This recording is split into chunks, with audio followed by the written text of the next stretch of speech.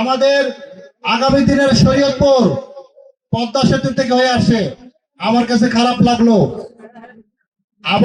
খারাপ লাগলো, আমার মনটা খুব ভারাক্রান্ত হয়ে গেল।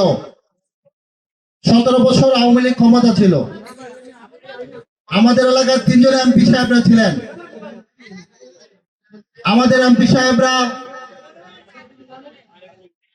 যে কাজটুকু করতে পারে নাই, করার উচিত ছিল, সেইটুকু তারা করতে পারে নাই। আমি আপনাদের কাছে আজকে আপনাদেরকে সহযোগিতা কামনা করছি। কেন জানেন? আপনাদের সহযোগিতা কামনা করছি।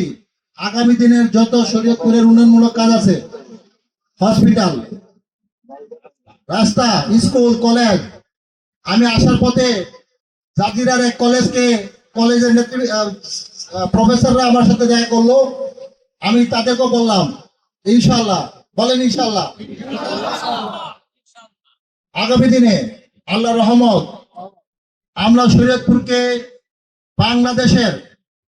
বাংলাদেশের একটা মডেল শরীয়তপুর গর্ব। আপনারা রাজি? আপনারা আমাদের পাশে থাকবেন? আপনারা রাজি? আমরা শরীয়তপুরে আগামী দিনে কৃষি বিশ্ববিদ্যালয় বানাবো ইনশাআল্লাহ। আমরা ইপিজেড বানাবো ইনশাআল্লাহ। আমরা মেডিকেল কলেজ বানাবো ইনশাআল্লাহ। এই জন্য আল্লাহর রহমত দরকার। কি দরকার? সবাই আল্লাহর রহমত কামনা করবেন, ঠিক আছে? আমি আমার নির্বাচনী এলাকা শরীয়তপুর 3, আমার যাওয়ার কথা ছিল 2টা, আমার সামনে আরো প্রোগ্রাম আছে। আমি আজকে আর কথা বলবো না। আমি সর্বশেষ আপনাদেরকে, যে সমস্ত মা বোনরা আমার সামনে বসে আছেন,